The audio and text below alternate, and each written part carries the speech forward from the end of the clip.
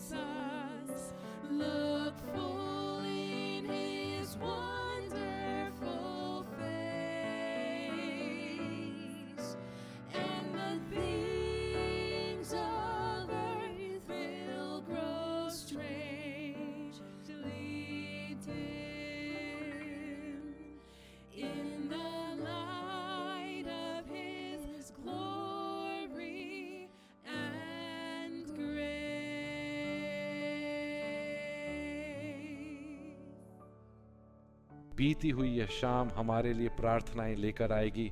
आइए हम अपना सिर झुकाएं। पिता परमेश्वर प्रभु, आज शाम यहाँ एकत्रित होने के सौभाग्य के लिए हम आपका बहुत बहुत धन्यवाद करते हैं।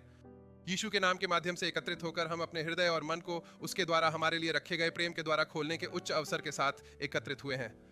पवित्र आत्मा के लिए यह एक अवसर है कि वह हमें उस समय के बारे में बताए जिसमें हम रह रहे हैं, ताकि हम समझ सकें कि क्या होने वाला है। प्रभु, हम आपके वचन के लिए आपको धन्यवाद देते हैं। हम आपके भीतर छिपे वादों के लिए आपका धन्यवाद करते हैं। हम उन भविष्यवाणियों के लिए आपका धन्यवाद करते हैं जो यह स्पष्ट करती हैं कि हम किस समय में जी रहे हैं। तब प्रभु, इस कमरे में एकत्रित होने के सौभाग्य के लिए आपको धन्यवाद। अपने घरों में इकट्ठा होने का, और हम बहुत आभारी हैं कि पवित्र आत्मा हर समय हमारे साथ है। आज रात प्रभु, हमारी प्रार्थना है कि हमारी आपसे मुलाकात हो, हम कुछ नया सीखें और इस अनुभव से हम आपके बारे में ज्ञान प्राप्त करके आपके बारे में अपना ज्ञान बढ़ाकर जाएं। हम जिस समय में रह रहे हैं उसके बारे में हमारी समझ को बढ़ाएं, तथा हे प्रभु, प्रोत्साहन के शब्दों के साथ इसे किसी और के साथ साझा करें। हम आपको धन्यवाद देते हैं और यीशु के सुंदर नाम में आपकी स्तुति करते हैं। आमीन। कृपया बैठ जाएं। इससे पहले कि हम आज शाम को अपना विशेष संगीत प्रस्तुत करें, मैं सिर्फ पादरी एडम को धन्यवाद देना चाहता हूं, क्योंकि वह मेजबान चर्च के पादरी हैं। उनके और उनकी टीम के साथ काम करना वास्तव में सौभाग्य की बात है।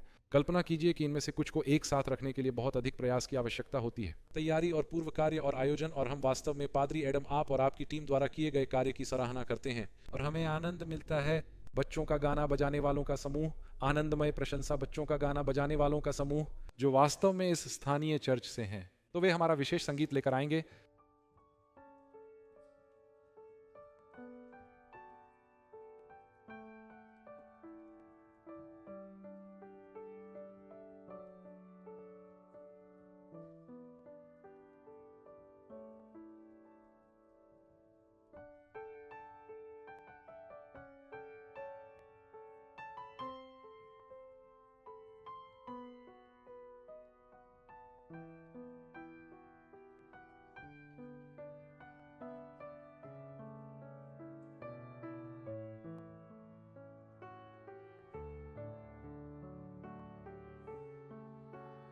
Jesus promised me that wherever He is, I will be, and I know that His words are all true. He said, I have a place for you, just a chair or mansion fair.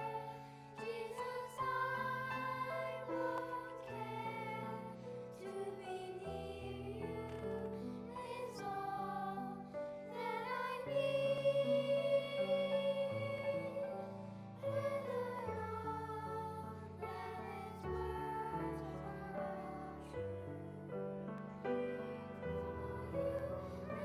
true. In my heart I believe my Jesus is coming again. Jesus is coming again.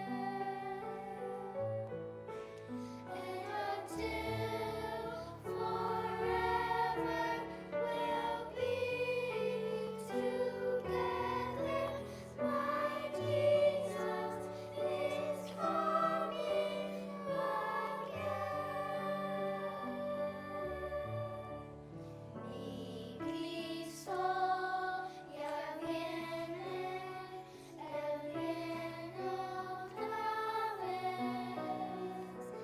Cristo ya viene otra vez. Y con Él que dicha vivir por siempre. Mi Cristo ya viene otra vez. My Jesus is coming again. Jesus is coming again. And until forever we'll be together, my Jesus is coming again.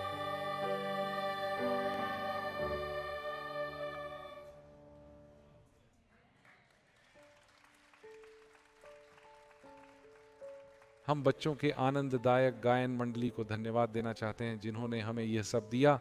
संगीत का सुंदर item. अच्छा दोस्तों, यह हमारे Bible प्रश्न और उत्तर का समय है और आप जानते हैं कि यह कैसे काम करता है। यदि आपके पास बाइबल से संबंधित कोई प्रश्न है और आप उसे पोस्ट करना चाहते हैं, यह आसान है। आपको बस QR कोड स्कैन करना है। हम इसे अभी स्क्रीन पर डाल रहे हैं और आपको वहां दिखाई देगा। में से जो लोग यहाँ हैं और हमारे मित्र जो देख रहे हैं, आप अपना बाइबल प्रश्न पोस्ट करना चाहेंगे, बस उस QR कोड को स्कैन करें और हम यथासंभव अधिक से अधिक प्रश्नों के उत्तर देने का प्रयास करेंगे। खैर, इससे पहले कि हम आज शाम अपना कार्यक्रम शुरू करें, हम अपनी टीम को मंच पर कुछ काम करने की अनुमति देंगे। लेकिन हम आपको आज शाम याद दिलाना चाहते हैं कि हमारे पास एक महत्वपूर्ण प्रस्तुति है। और अगली प्रस्तुति कब है? अगली प्रस्तुति वास्तव में शुक्रवार शाम को होगी। तो आपके पास एक रात की छुट्टी है, लेकिन सुनिश्चित करें कि आप वापस आ जाएं। हमारे पास इन विभिन्न बाइबल विषयों से निपटने के लिए एक बहुत ही महत्वपूर्ण अंतिम सप्ताहांत है। मैं पादरी डॉग को आमंत्रित करना चाहता हूं कि वे मेरे साथ आएं और हम आपके बाइबल संबंधी प्रश्नों पर चर्चा करेंगे। शुभ संध्या पादरी डॉग। शुभ संध्या। क्या वे बच्चे बहुत अच्छे नहीं थे? कितना मजा आया। मीन, उन्होंने अच्छा काम किया। ठीक है, प्रश्न संख्या 1, क्या शैतान के पास पृथ्वी पर प्राकृतिक आपदाएं लाने की शक्ति है? हाँ, एक बात के लिए हम अय्यूब की पुस्तक में पढ़ सकते हैं कि वहाँ लिखा है, शैतान प्रभु की उपस्थिति से चला गया और उसने जो कार्य किए उनमें से एक था स्वर्ग से आग बरसाना। उसने अपने बच्चों के घरों के कोनों को किसी तूफान, एक बड़ी हवा से धुआं धुआं कर दिया। और अक्सर जब कोई तूफान या ख़राब मौसम होता है तो लोग इसे ईश्वर का कृत्य कहते हैं, लेकिन शैतान वास्तव में तत्वों में हेर फेर कर सकता है। प्रकाशित वाक्य 13 में दिए गए चिन्हों में से एक यह है कि वह मनुष्यों के देखते हुए पृथ्वी पर आग गिराएगा ताकि वे धोखा दें। हाँ, कुछ हद तक शैतान के पास मौसम और तत्वों पर नियंत्रण करने की शक्ति है। ठीक है। प्रश्न संख्या 2, क्या ईडन गार्डन स्वर्ग में है, और अगर है तो वह वहां कैसे पहुंचा? खैर, हम मानते हैं कि यह स्वर्ग में है क्योंकि बाइबल हमें बताती है कि परमेश्वर ने एक बगीचा लगाया था। एक विशेष उद्यान है जिसे उन्होंने लगाया है, और इसकी सीमाएं थीं क्योंकि जब आदम और हव्वा ने पाप किया, आदम और हव्वा को बगीचे से निकाल दिया गया और रास्ते की रखवाली के लिए द्वार पर एक स्वर्गदूत को तैनात किया गया, जीवन के वृक्ष के लिए। अब प्रकाशित वाक्य 21 में पढ़ते हैं, नया यरूशलेम स्वर्ग से परमेश्वर के पास से उतरेगा, जिससे हमें विश्वास होता है कि जल प्रलय से पहले परमेश्वर ने इसे स्वर्ग तक ले लिया था।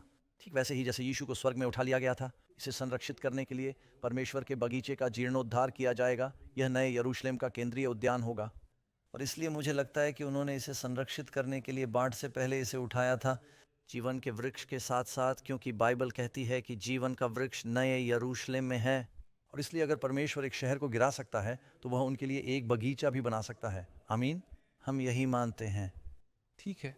कल रात आपने साफ और अशुद्ध मांस के बारे में बात की थी, और इस बारे में कुछ सवाल भी पूछे गए हैं। पहला प्रश्न यह है कि क्या आप कृपया प्रथम तीमुथियुस अध्याय 4 की आयत 4 की व्याख्या कर सकते हैं, जिसमें ऐसा प्रतीत होता है कि परमेश्वर ने जो कुछ भी बनाया है वह सब परमेश्वर है, अच्छा है, और इसे अस्वीकार नहीं किया जाना चाहिए। ठीक है, मैं इसे आपको पढ़कर सुनाता हूँ। अच्छा, देखते हैं मैं कहाँ से शुरू करूँ। अब मैं पद्य 1 से शुरू करूँगा। अब आत्मा स्पष्टता से कहता है कि अंत के समय में कितने लोग विश्वास से भटक जाएंगे। धोखा देने वाली आत्माओं और शैतानों की शिक्षाओं पर ध्यान देना, झूठ और पाखंड बोलना, अपनी अंतरात्मा को गर्म लोहे से दागते हुए शादी करने से मना कर रहे हैं। अब एक सुराग हाथ लगा है। धार्मिक शक्ति शायद उनके पुरोहिताई को विवाह करने से रोक देगी। शादी करने से मना करना, और आज्ञा देते हुए मैं कहना चाहूँगा कि विवाह करने से मना किया गया है और भोजन से परहेज करने का आदेश दिया गया है। किस प्रकार के भोजन? भोजन जिन्हें परमेश्वर ने इसलिए बनाया है कि वे उसे धन्यवाद के साथ ग्रहण करें, उन लोगों के द्वारा जो विश्वास करते हैं और सत्य को जानते हैं। ये ऐसे खाद्य पदार्थ हैं जो ग्रहण करने के लिए बनाए गए हैं, यानी कुछ ऐसे खाद्य पदार्थ हैं जो ग्रहण करने के लिए नहीं बनाए गए हैं। इन्हें अशुद्ध कहा जाता है। और फिर वह कहता है क्योंकि परमेश्वर की हर सृष्टि अच्छी है, और यदि कोई वस्तु धन्यवाद के साथ ग्रहण की जाए तो उसे अस्वीकार नहीं किया जाना चाहिए, क्योंकि वह परमेश्वर के वचन और प्रार्थना के द्वारा पवित्र की गई है। अब पॉल ये नहीं कह रहा है कि आप अपनी प्लेट में आने वाली किसी भी चीज़ को खा लें। मुझे ये साबित करने दो, क्या आप आज रात किसी के पास बैठे हैं? बस 1 मिनट के लिए उन पर नज़र डालें। वे एक प्राणी हैं। परमेश्वर की हर रचना अच्छी है और किसी भी चीज़ को अस्वीकार नहीं किया जा सकता अगर उसे धन्यवाद और प्रार्थना के साथ ग्रहण किया जाए। क्या आप नरभक्षी हैं? क्या ईश्वर यहाँ यह स्पष्ट रूप से कह रहे हैं कि आप कुछ भी खा सकते हैं? तिलचट्टे, स्कंक, गिद्ध? नहीं, वह कह रहा है कि यह परमेश्वर के वचन से पवित्र है। कुछ प्राणी ऐसे हैं जो परमेश्वर के वचन से पवित्र हो जाते हैं, और कुछ ऐसे भी हैं जो पवित्र नहीं होते। और बड़ी लड़ाई प्रारंभिक चर्च में है। जो अन्य जाति लोग ईसाई धर्म में परिवर्तित हो गए थे, उन्हें यहूदी ईसाइयों द्वारा बताया जा रहा था कि ओ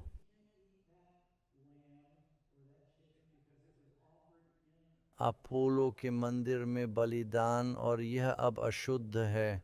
इसका शुद्ध और अशुद्ध मांस से कोई लेना देना नहीं था। इसका संबंध मूर्तियों को चढ़ाई जाने वाली चीज़ों से था। मैं इसे आज के समय में लाना चाहता हूँ। हम में से कितने लोगों को चीनी खाना पसंद है? क्या आप कभी किसी चीनी या थाई रेस्तरां में गए हैं जिसमें बुद्ध की मूर्ति थी? क्या इससे आप खाना नहीं खा पा रहे हैं? क्या आप बुद्ध की पूजा कर रहे हैं? कुछ लोग बहुत संवेदनशील होते हैं और वे सोचते हैं कि यदि मैं उस स्थान पर भोजन करता हूं जहां बुद्ध की मूर्ति है तो शायद मैं झूठे धर्म का समर्थन कर रहा हूं। अब आप और मैं कहते हैं, देखिए, मैं इसे धन्यवाद और प्रार्थना के साथ स्वीकार कर रहा हूं, इसमें कोई समस्या नहीं है। उस समय उन्हें इसी स्थिति का सामना करना पड़ रहा था। बहुत ही नकचढ़े यहूदी कह रहे थे, आप इन रोमन बाजारों में बलि दी गई चीज़ें नहीं खा सकते। इसका प्रमाण यह है कि पॉल ने कहा है, मुझे लगता है कि यह 1 कुरिन्थियों में है, जो कुछ भी खंडहर में बेचा जाता है उसका मतलब पिस्सू बाजार है। खाना खाओ, अंतरात्मा की खातिर कोई सवाल मत पूछो। यह मत कहो कि क्या तुमने यह बृहस्पति को चढ़ाया था, क्या तुमने यह अपोलो को चढ़ाया था। अगर यह एक साफ सुथरा जानवर है तो बस इसे खरीद लो, इसके लिए प्रार्थना करो, सब ठीक है। क्या इसका कोई मतलब है? वो ये नहीं कह रहा कि तुम कुछ भी खा सकते हो, ये एक व्याख्या होगी। ठीक है, इसी विषय से संबंधित एक और प्रश्न है। आप मरकुस अध्याय 7 की आयत 19 की व्याख्या कैसे करते हैं? कहाँ लिखा है कि यीशु ने सभी खाद्य पदार्थों को शुद्ध घोषित किया? ठीक है, मार्क अध्याय 7, चलो इसे पढ़ते हैं। वह सबसे पहले बात कर रहे हैं, इस चर्चा का किसी खास खाने से कोई लेना देना नहीं है। इसका मतलब है कि आपके शिष्य बिना हाथ धोए खाना खा रहे हैं, यही तो वे बात कर रहे हैं। और चलो यहाँ देखें, हम जाएंगे। तो 17, जब वह भीड़ से दूर एक घर में गया तो चेलों ने उससे इस दृष्टांत के विषय में पूछा। उसने कहा, क्या तुम इस प्रकार ना समझ हो? क्या तुम यह नहीं समझते कि जो कुछ बाहर से मनुष्य में प्रवेश करता है वह उसे अशुद्ध नहीं कर सकता, क्योंकि यह उसके हृदय में नहीं बल्कि उसके पेट में जाता है और बाहर निकल जाता है। इस प्रकार सभी खाद्य पदार्थ शुद्ध हो जाते हैं। तो क्या ऐसा लगता है कि यीशु सभी खाद्य पदार्थों को शुद्ध कर रहे हैं? नहीं, वास्तव में इसका अनुवाद यह है कि यह मुंह में जाता है और बाहर निकल जाता है। रेचन, क्या आपने कभी जाना है कि विरेचन क्या होता है? रेचक एक रेचक है। मूल भाषा में कहा गया है कि इसे समाप्त कर दिया गया है। उन्होंने कहा कि यह आपके दिल को नहीं छू रहा है। और यदि आप नया किंग जेम्स संस्करण पढ़ रहे हैं तो वह बिना धुले हाथों से खाने की बात कर रहे हैं। आप देखेंगे कि यह NIV के कथन से अलग है। इस प्रकार सभी खाद्य पदार्थों को शुद्ध घोषित किया गया है।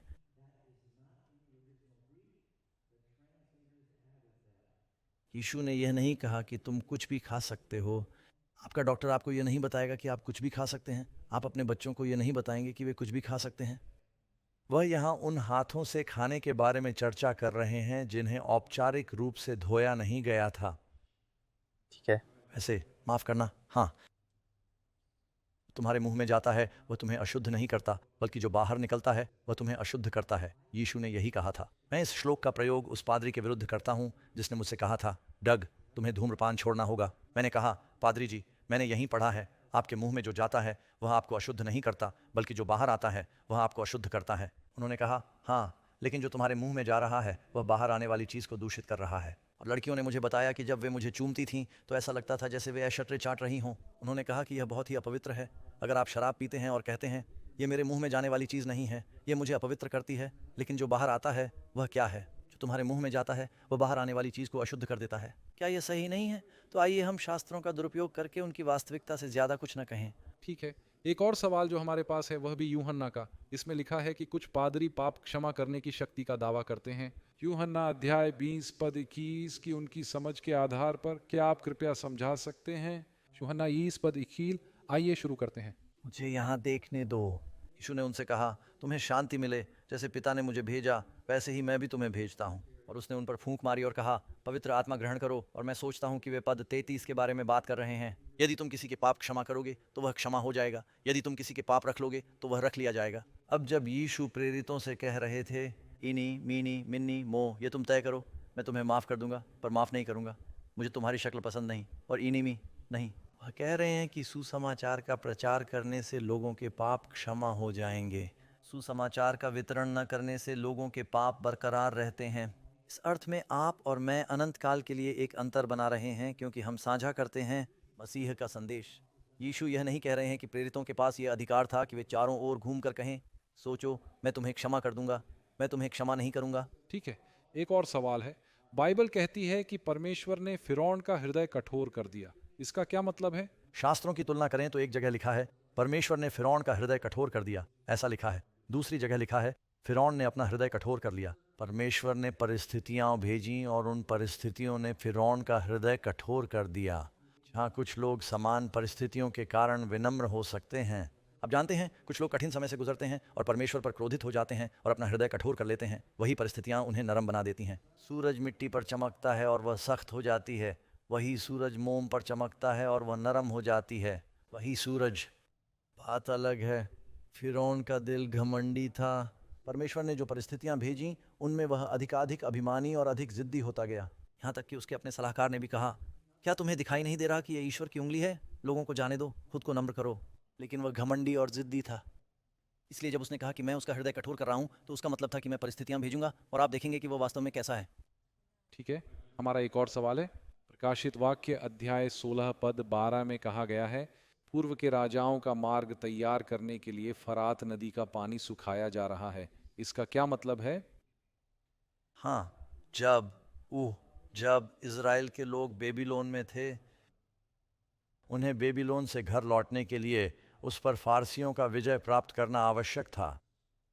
जनरल साइरस ने फरात नदी का रुख मोड़ दिया क्योंकि बेबीलोन की दीवारों के नीचे फरात नदी बहती थी। खैर, अगर आपके पास स्कूबा गियर ना हो तो आप उस रास्ते से अंदर नहीं जा सकते थे, लेकिन उन्होंने ये अनुमान नहीं लगाया था कि फारसियों के पास उनके पास एक पूरी सेना थी। उन्होंने एक बड़ा चैनल खोदा जिससे नदी का जल स्तर सूखी झील में बदल गया। उन्होंने पूरी नहर खोद डाली और रात होने तक इंतजार किया। उन्होंने बांध तोड़ दिया। सारा पानी अचानक मुड़ गया और उसकी दिशा बदल गई। बेबीलोन की दीवारों के नीचे का जल स्तर सूख गया, वह नीचे चला गया। कुछ सैनिक अंदर गए, पूरी सेना नहीं, लेकिन पर्याप्त संख्या में लोग अंदर गए, ट्रोजन की तरह। उन्होंने दरवाज़ा खोल दिया और बाकी सेना को अंदर आने दिया। उन्होंने वास्तव में भीतरी द्वार खुले छोड़ दिए थे क्योंकि उन्हें लगा कि वे कभी अंदर नहीं जा पाएंगे। और इसकी भविष्यवाणी यशायाह अध्याय 45 और 45 में की गई है। राजा का नाम भी कहता है, तुम्हारे सामने नदियाँ सूख जाएंगी, और वही हुआ। ठीक है, एक और सवाल है। ओह, इसका अंतिम दिनों में प्रकाशित वाक्य की किताब से क्या संबंध है? हाँ, जब छठी विपत्ति की बात आती है तो इसका मतलब है कि फरात नदी सूख जाएगी। ये कह रहा है कि संसाधन और जीवन जो बाबेल की आपूर्ति करते हैं, और फरात नदी बेबीलोन के लिए जीवन, शक्ति और स्फूर्ति का मुख्य स्रोत थी, वह सूख गई। और आप यह भी पढ़ सकते हैं कि पशु के समुद्र पर अंधकार है, अर्थात आध्यात्मिक बेबीलोन, तो उनकी सारी शक्ति और उनका प्रकाश सूख जाएगा। और यदि फरात नदी भी सचमुच सूख न जाए तो आश्चर्यचकित मत होइए, क्योंकि अन्य विपत्तियां भी सचमुच ही हैं। सही। हम देख रहे हैं कि फरात नदी का जलस्तर नीचे जा रहा है। मुझे लगता है कि यह दिलचस्प है, लेकिन यह अभी आखिरी विपत्ति नहीं है। ठीक है, अगला सवाल है।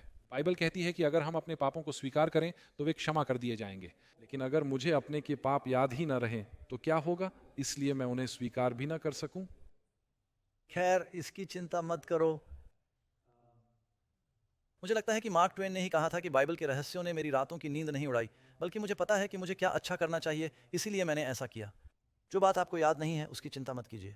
हो सकता है पवित्र आत्मा किसी बात का ध्यान आपकी ओर खींचे, और आप वो प्रार्थना कर सकते हैं जो राजा दाऊद ने की थी, जहां उसने कहा था, हे प्रभु, मुझे जांचो और परखो, देखो कि मुझ में कोई बुरी चाल तो नहीं है, और अनंत मार्ग में मेरी अगुवाई कर। परमेश्वर आपको उन बातों को बताएगा जिनके लिए पश्चाताप की आवश्यकता है, और आप उन बातों के लिए पश्चाताप करेंगे और भगवान तुम्हें माफ़ कर देंगे।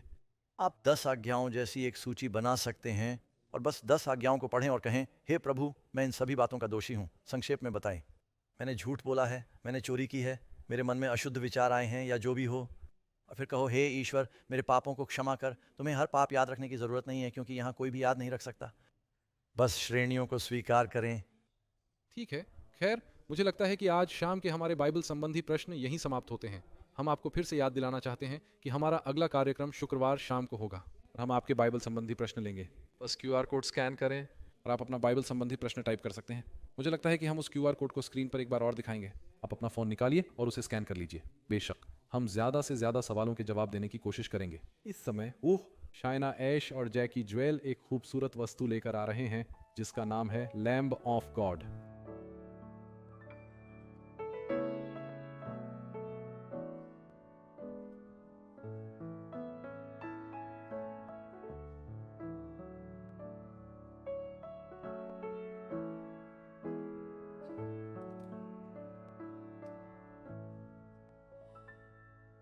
Your only Son, no sin to hide, but you have sent him from your side to walk upon this guilty side and to become the Lamb of God.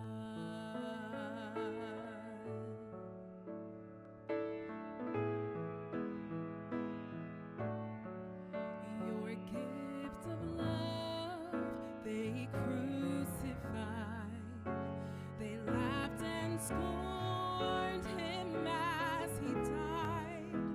The humble king they named a fraud and sacrificed the Lamb of God. Oh, Lamb of God, sweet Lamb of God, I love the holy Lamb of God.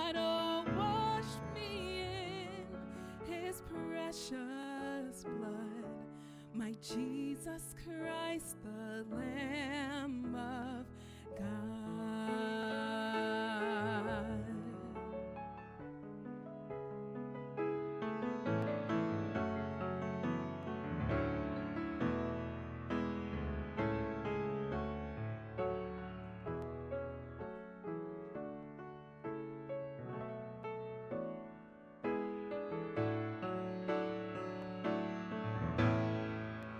I was so lost, I should have died, but you have brought me to your side to be led by your staff and rod, and to be called a Lamb of God, oh Lamb of God, sweet Lamb of God. I love the holy Lamb of God. Oh, wash me in his precious blood, my Jesus Christ, the Lamb of God.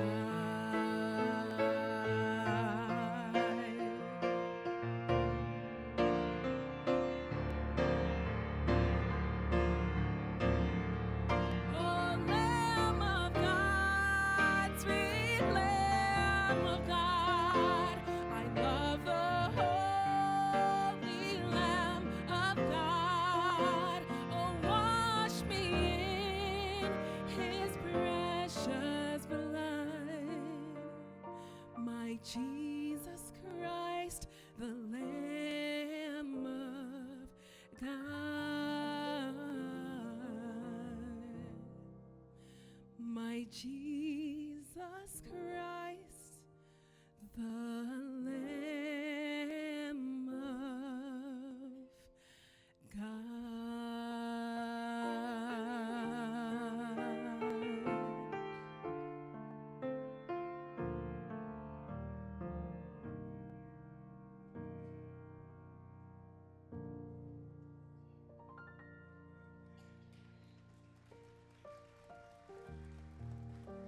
अमीन। खैर, हम वाकई संगीत की सराहना करते हैं।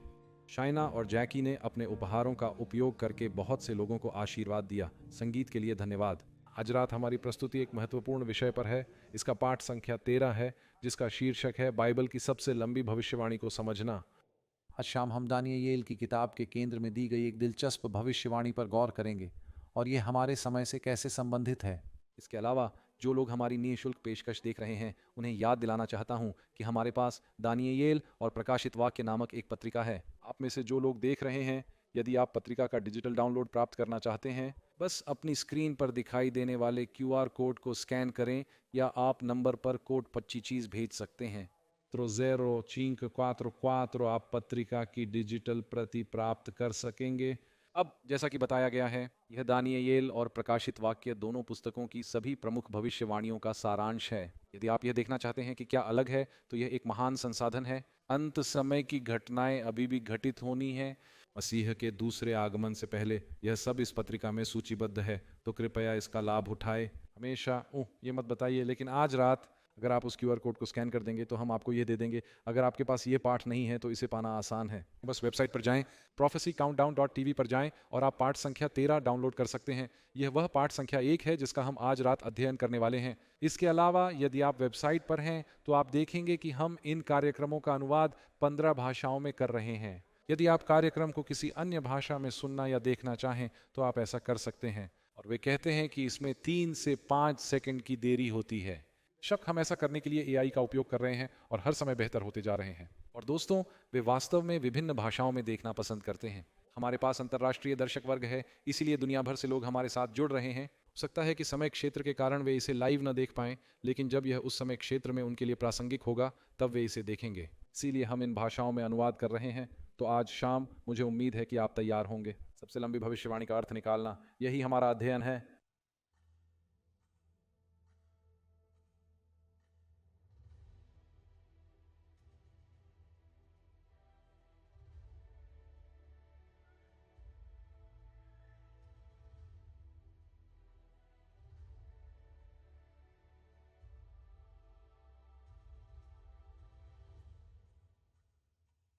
दोस्तों, भविष्यवाणी की उलटी गिनती में आपका एक बार फिर स्वागत है। आगे क्या है?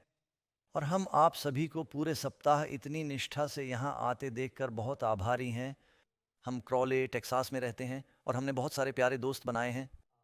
पादरी रॉस और मैं बहुत उत्साहित हैं क्योंकि हमारी मिसेस बैचलर और मिसेस रॉस हमारे साथ यहाँ आ रही हैं।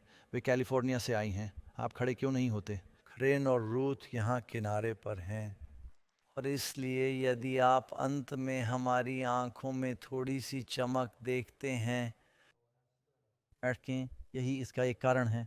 हमें बहुत खुशी है कि आप यहाँ हैं। हम उन लोगों का स्वागत करना चाहते हैं जो ऑनलाइन देख रहे हैं। यदि आप 3ABN या EFTV, गुड न्यूज़ नेटवर्क सभी इंटरनेट आउटलेट पर देख रहे हैं, और हम जानते हैं कि इन कार्यक्रमों को पुनः संपादित किया जाएगा और जैसे स्टेशनों पर भी प्रसारित किया जाएगा, लाइफ टाइम, ट्रिनिटी ब्रॉडकास्टिंग, डेस्टर और कई अन्य नेटवर्क। और हमें खुशी है कि आप इस अनुभव का हिस्सा हैं।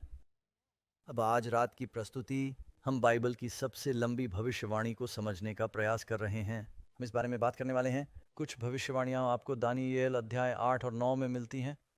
और जैसा कि मैंने कहा, आपको अपनी सीट बेल्ट बांधनी होगी क्योंकि अभी बहुत कुछ कवर करना है और हम तेज़ी से आगे बढ़ेंगे। लेकिन मैं हमेशा किसी छोटे से आश्चर्यजनक तथ्य से शुरुआत करना पसंद करता हूँ। आप जानते हैं, आजकल ऐसा लगता है कि लगभग हर चीज़ बैटरी से चलती है। कारें बैटरी और मोटर से चलती हैं, साइकिलें बैटरी से चलती हैं और साइकिलें बैटरी से चलती हैं, और आपके फ़ोन बैटरी से चलते हैं। बैटरी से चलने वाली बैटरी। और दुनिया में पर्याप्त मात्रा में बैटरी बनाने के लिए सामग्री खोजने में भारी उछाल आया है। और बैटरी को लंबे समय तक चलने दें। लेकिन आप अनुमान लगा सकते हैं कि सबसे लंबे समय तक चलने वाली बैटरी कौन बना रहा है? टेस्ला, ड्यूरासेल या एवररेडी?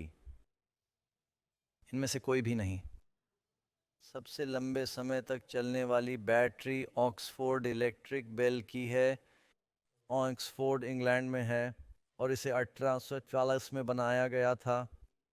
और ये बहुत धीरे से घंटी बजा रहा है 180 वर्षों तक। और वे अभी भी इस बात से हैरान हैं कि आखिर इस कंपनी ने ये 2 बेलनाकार सिक्के कैसे बनाए। बैटरिया, ये जस्ता और मैग्नीशियम और विभिन्न विषयों और कागज़ के साथ लेपित मोम है, और वे इसके रुकने का इंतज़ार नहीं कर सकते। अब इसकी गति धीमी हो रही है। वे जानते हैं कि अंततः यह रुक जाएगा। लेकिन क्या आप कल्पना कर सकते हैं कि बैटरी इस छोटे LED बल्ब को शक्ति दे रही है? इंग्लैंड में एक कांच के गुंबद के नीचे इसके बीच घंटी बज रही है 185 वर्षों तक। और वे यह जानने के लिए उत्सुक हैं कि उस समय उनके पास ऐसा करने के लिए कौन सी तकनीक थी। खैर, हम बाइबल में सबसे लंबे समय तक चलने वाली भविष्यवाणी पर गौर करने जा रहे हैं। आपके पास अपनी बाइबलें हैं। मैं आपको आमंत्रित करना चाहता हूं कि आप उनकी ओर मुड़ें दानियेल की पुस्तक के अध्याय 20 में। और हमें ऐसा करना ही होगा। मेरे पास दानियेल 8 और 9 को पढ़ने का समय नहीं होगा, अन्यथा हम नहीं कर पाएंगे। इन सब से गुजरो। मैं अलग अलग बिंदुओं पर प्रकाश डालूंगा, लेकिन मैं चाहता हूं कि आप इसे अपने हाथों में खुला रखें। भविष्यवक्ता दानियेल को एक दर्शन हुआ। अध्याय 5 में, अब अध्याय 6 में उसे एक दर्शन हुआ जिसमें 4 अशुद्ध जानवर थे। शेर, तेंदुआ, भालू, ये अजगर जैसे जानवर। जब आप अध्याय 8 पर पहुंचेंगे तो आपको पता चलेगा कि वे चरवाहों का राष्ट्र हैं। अब उनके सामने स्वच्छ पशुओं का एक दृश्य है, एक बकरी और एक मेढ़ा। और उसे 2 सींग वाले मेढ़े का दर्शन हुआ। और दानियेल 8 की आयत 1 से 4 तक। मेढ़ा क्या दर्शाता है? अब मैं ये बातें नहीं बना रहा हूँ। फिर स्वर्गदूत आता है और दानियेल को अर्थ बताता है। आप स्क्रीन पर देवदूत द्वारा दिया गया उत्तर देख सकेंगे। जिस मेढ़े को आपने 2 सींगों के साथ देखा, वे राजा हैं मादी और फारस। अब हम इसे फारसी साम्राज्य समझते हैं। मूल रूप से इसे मादी फारसी साम्राज्य कहा जाता था। दर्शन में हमें बताया गया है कि मेढ़े का एक सींग दूसरे सींग से बड़ा था, और ऐसा इसलिए था क्योंकि फारसी अधिक शक्तिशाली थे तथा उन्होंने वास्तव में मीडियन शक्ति को अपने अधीन कर लिया, और इसे फारसी साम्राज्य के रूप में जाना जाता है। और फिर आप प्रश्न संख्या 2 पर आगे बढ़ते हैं। दानियेल ने अगली बार एक बकरा देखा, मेढ़ा नहीं। मेढ़ा तो एक नर भेड़ ही होता है। यह एक बकरा है, एक बड़े सींग के साथ, उसकी आंखों के बीच एक सींग।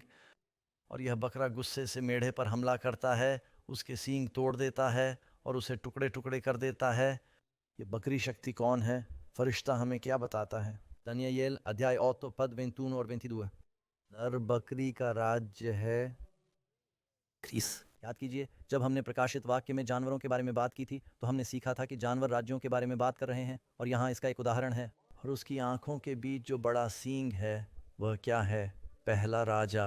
और टूटे हुए सींग और उसके स्थान पर उग आए 4 सींगों के विषय में, उस राष्ट्र से 4 राज्य उभरेंगे, लेकिन उनमें उस राजा की मूल शक्ति नहीं होगी। क्या आपको लगता है कि वह महान यूनानी राजा था? इसे सिकंदर महान के नाम से ज़्यादा जाना जाता है। वह मैसेडोन का था, लेकिन वह ग्रीस में है। मैसेडोन के फिलिप का पुत्र। अरस्तु ने उसे उच्च शिक्षा दी थी। वह बहुत ही प्रतिभाशाली और साहसी युवक था। महत्वाकांक्षा के साथ, इतिहास के सबसे महान सैन्य प्रतिभाओं में से एक। वह बिल्कुल निडर था। वह अपनी लड़ाइयों का नेतृत्व करता था। एक बार वह लगभग मारा गया क्योंकि वह दीवार के पार सबसे पहले पहुंचा था और उसे बुरी तरह से चाकू मारा गया था, लेकिन उसने फारसियों पर विजय प्राप्त कर ली। इसमें कहा गया है कि नर बकरा ग्रीस का प्रतिनिधित्व करता है, जिसने फारसी साम्राज्य पर विजय प्राप्त की। इसका बड़ा सींग इस पहले शासक सिकंदर महान का प्रतीक है। सिकंदर का राज्य फारस के राज्य से भी आगे तक फैला हुआ था, लेकिन सिकंदर दुनिया को तो जीत सकता था, लेकिन वह खुद को नहीं जीत सकता था। और आपने वह कहानी सुनी होगी कि वह बैठ गया और रोने लगा क्योंकि जीतने के लिए कोई दुनिया नहीं बची थी। ये थोड़ा पौराणिक कथा हो सकती है, लेकिन ये सच है कि उन्होंने एक पार्टी में वह निराश हो गया और शराब पीने लगा। और वे नहीं जानते कि क्या यह था, मलेरिया या शराब विषाक्तता के कारण। लेकिन अगले दिन वह बुखार के साथ उठा। और जब वे देख सकते थे कि वह मर रहा है, तो बड़ा सवाल यह था कि आपके स्थान पर कौन शासन करेगा। और उन्होंने प्रसिद्ध उत्तर दिया, सबसे मजबूत। और फिर क्या हुआ कि उसका राज्य उसके 4 सेनापतियों में विभाजित हो गया, और उनके नाम थे कैसियंडर, लिसिमैचस, टॉलमी और सेल्यूकस। और अंततः यह 4 साम्राज्यों में विभाजित हो गया, और यूनानियों ने वास्तव में उन्होंने अपना हेलेनाइजेशन, अपनी ग्रीक संस्कृति पूरे साम्राज्य में फैलाई। आज भी अगर आप अफ़गानिस्तान जाएं, उन्होंने डीएनए अध्ययन किया है और वे देख सकते हैं कि उनमें ग्रीक रक्त है अफ़गानों के बीच, क्योंकि उसका राज्य मिस्र की सीमाओं से लेकर ग्रीस तक फैला हुआ था। और अगले राज्य की सीमाएं क्या होंगी? अब 4 सींगों में से एक छोटा सींग निकला। ये 4 सींग सिकंदर के राज्य के 4 विभाग थे। एक छोटा सा सींग उगता है। यह छोटा सींग किस शक्ति या राज्य का प्रतिनिधित्व करता है? खैर, अगर आप अपना इतिहास जानते हैं, तुम्हें पता है कि इसके बाद कौन सा राज्य समाप्त हुआ। तुम्हें बेबीलोन, मादी फारस, ग्रीस मिला। फिर क्या? रोम। आप इसे प्रेरितों के काम अध्याय 18 पद 2 में पढ़ सकते हैं। क्लॉडियस सीजर ने सभी यहूदियों को रोम से चले जाने का आदेश दिया था, और उन दिनों में ऐसा हुआ। लूका अध्याय 2, सीजर ऑगस्टस ने आदेश दिया कि पूरी दुनिया को पंजीकृत किया जाना चाहिए या कर लगाया जाना चाहिए। रोम अपने आसपास के सभ्य विश्व पर शासन कर रहा था। उस समय भूमध्य सागर में पिलातुस रोम का एक जागीरदार था। वह यहूदिया का एक राज्यपाल था। और जब उसने यहूदी सरदार से कहा, तो क्या मैं तुम्हारे राजा को मार डालूं? तो जानते हो उन्होंने क्या कहा? हमारा कोई राजा नहीं है, केवल सीजर है। और इसीलिए वे यहाँ थे। ये सोचकर आपको सिहरन होती है कि वे कहेंगे, हमारा सीजर के अलावा कोई राजा नहीं है। उन्होंने कहा, यदि तुम इस आदमी के मित्र हो तो तुम कैसर के मित्र नहीं हो। और जाहिर है इससे पिलातुस डर गया, और आखिरकार उसने अपने हाथ धोए और कहा, उसका खून मुझ पर नहीं है। और उन्होंने कहा, उसका खून हम पर और हमारी संतान पर हो। और इसके बाद राष्ट्र को सचमुच बहुत कष्ट सहना पड़ा। अंततः रोमनों ने उन्हें नष्ट कर दिया। यह छोटा सींग जिसने परमेश्वर के लोगों को सताया और यीशु के विरुद्ध खड़ी पवित्र वस्तुओं को रौंदा, वह मूर्ति पूजक रोम से शुरू होता है।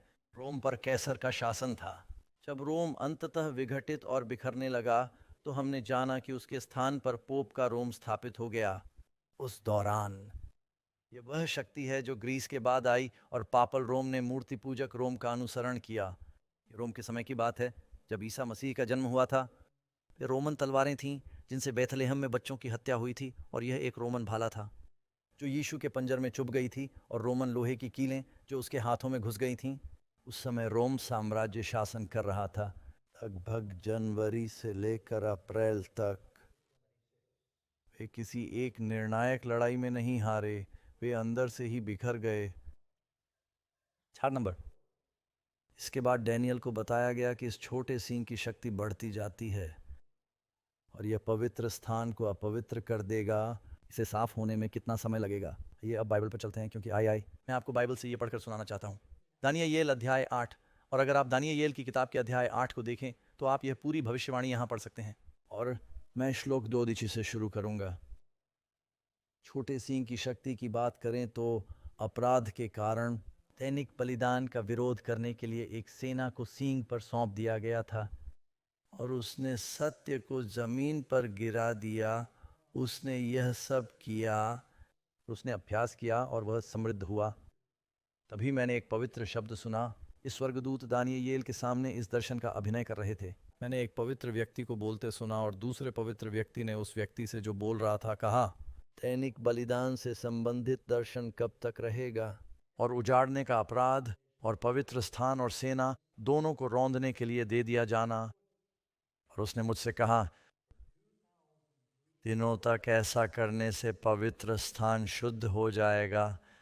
यह सबसे लंबे समय की भविष्यवाणी है। इसका शुद्धिकरण से क्या तात्पर्य है? दिन का है। और भविष्यवाणी में एक दिन एक वर्ष का प्रतिनिधित्व करता है। ठीक है, चलो यहाँ अपने अध्ययन कक्ष में चलते हैं। और जानते हो क्या, मैं इसका उत्तर स्क्रीन पर डाल देता हूँ। यहाँ कहा गया है, अपराध के कारण दैनिक बलिदानों का विरोध करने के लिए एक सेना को सींग पर सौंप दिया गया था। उन्होंने सत्य को जमीन पर पटक दिया। उन्होंने ये सब किया, अभ्यास किया और समृद्ध हुए। और अब आपको संख्या मिल गई है, कितने समय तक? दिन। और बाइबल की भविष्यवाणी में एक दिन का क्या मतलब है? 1 साल है, फिर साफ हो जाएगा। अब भगवान का पवित्र स्थान कहाँ है?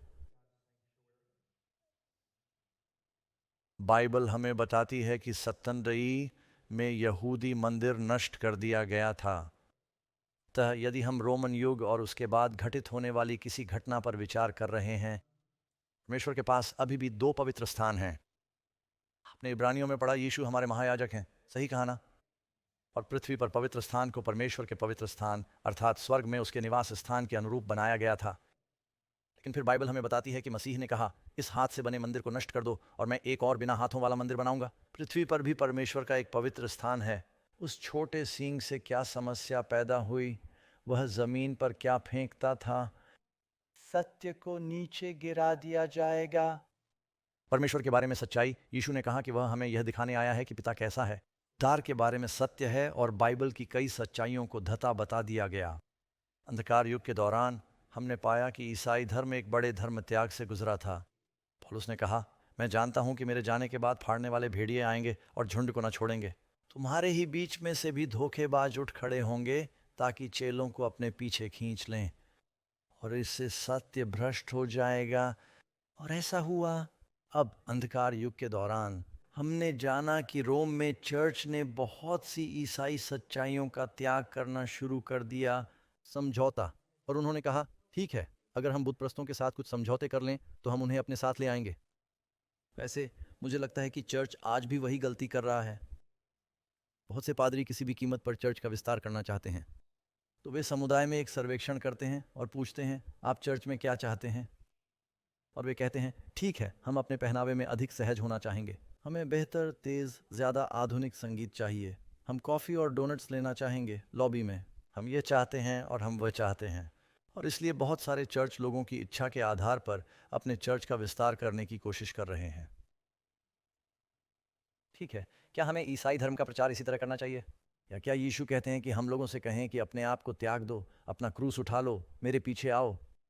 ये थोड़ी अलग मार्केटिंग योजना है। यह आश्चर्यजनक है कि ईसाई धर्म ऐसी मार्केटिंग योजना के साथ जीवित रहा।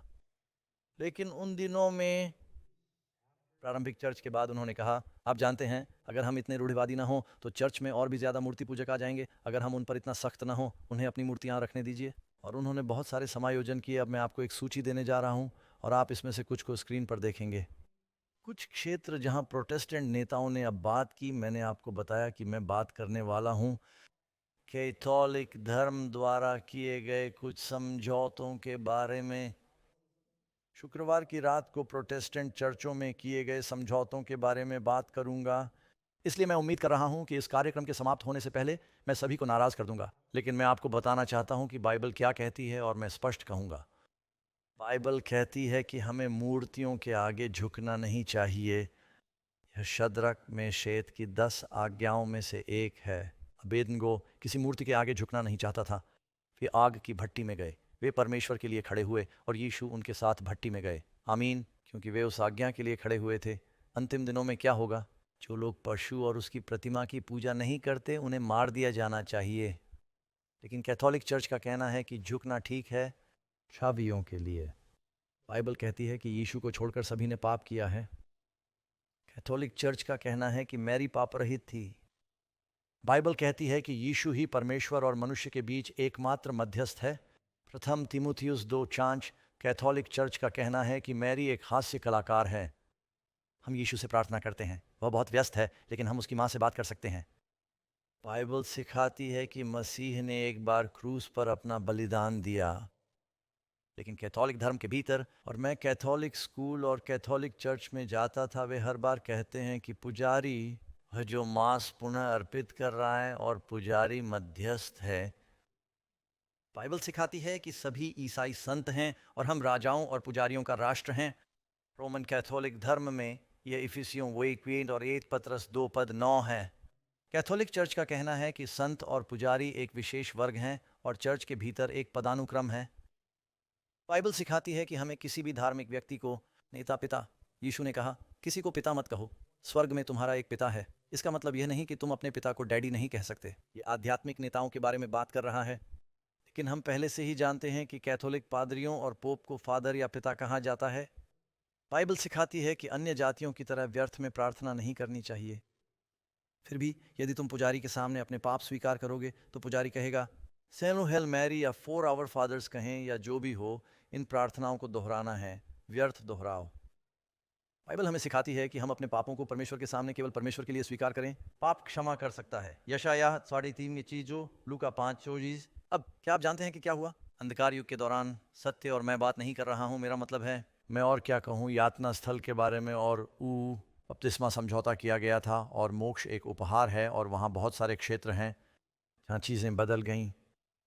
सच्चाई को ज़मीन पर पटक दिया गया, लेकिन परमेश्वर ने कहा कि वह पवित्र स्थान को साफ करेगा। अब पृथ्वी पर पवित्र स्थान की शुद्धि होगी और स्वर्ग में पवित्र स्थान की शुद्धि होगी। और उसने भविष्यवाणी की कि यह कब और कैसे होगा। मेरे साथ बने रहो दोस्तों, ये एक दिलचस्प भविष्यवाणी है। ठीक है, तो मैंने आपको ये सूची दी। अगर आप इसकी तस्वीर लेना चाहते हैं तो आपको अपना कैमरा निकालना होगा। हम जल्द ही इसकी कुछ तस्वीरें आपकी स्क्रीन पर डाल देंगे। और मैंने आपको लगभग 8 अंक दिए हैं। शायद हम इसे स्क्रीन पर नहीं दिखाएंगे, लीजिए, ठीक है। और इसीलिए मुझे ये सूची मेरी बाइबल में मिल गई है। इससे आप लोग प्रिय नहीं हो जाते? ये सूची मैंने नहीं बनाई, ये एक पारंपरिक सूची है जिसका उपयोग सभी प्रोटेस्टेंट ये दिखाने के लिए करते हैं कि कुछ विशिष्ट अंतर क्या हैं। लेकिन हाल के वर्षों में प्रोटेस्टेंट कह रहे हैं कि विरोध प्रदर्शन समाप्त हो गया है।